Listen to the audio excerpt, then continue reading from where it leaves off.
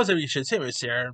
Now, here's my review for Star Wars Skeleton Crew. Now, I really wasn't sure if I was going to do a review for it because I didn't even do my review for the Acolyte. Because to be honest, it's not really fun to talk about Star Wars TV content anymore because of like the toxic fandom and whatever. But I decided to even just go ahead and do my review for Skeleton Crew.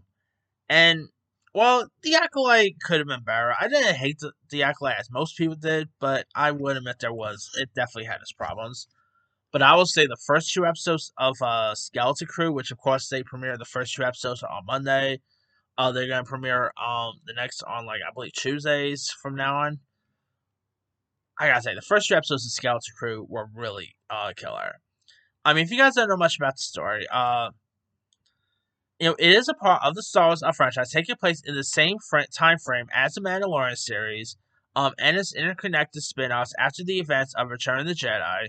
Skeleton Crew is a coming-of-age story about these four kids who make a discovery on their home planet and gets lost in the galaxy on an adventure to get back home. Now, of course, you do got Jude Law, who doesn't really.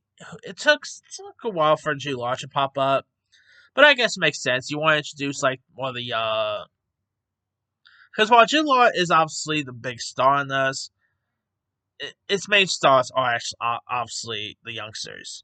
So obviously, you pretty much introduce one of the youngsters first, like the main stars. Then you introduce like the big one here. So I guess that makes perfect sense. Now the youngsters here are played by Ravi Kabat Connors, Ryan Kier Armstrong, Karana Crater, Robert Timothy Smith, who was just actually the lead kid in that not so good Jack Black movie that just premiered, Dear Santa. Nick Frost is also in this. And also you got Steve Urkel himself, Jaleel White. It was cool seeing him pop up. Carrie Condon, who got an Oscar nomination for Banshees of Sharon. She's become one of my favorite actresses in recent years. And anyway, I think the first two seasons were pretty solid. Off to a great start. Really feel like brings you back to the Stephen King era. With stuff like obviously Goonies had a little bit of feel of. Even felt like E.T.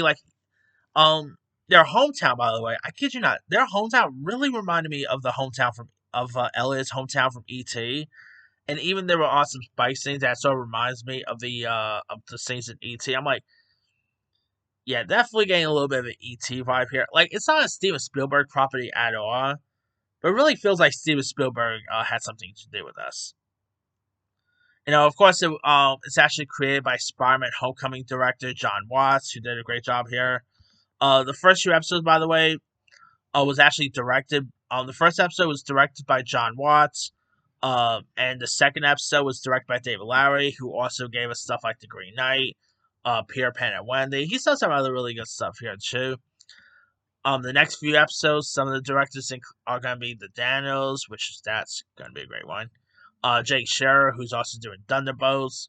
Lee Isaac Chung, who just did Twisters.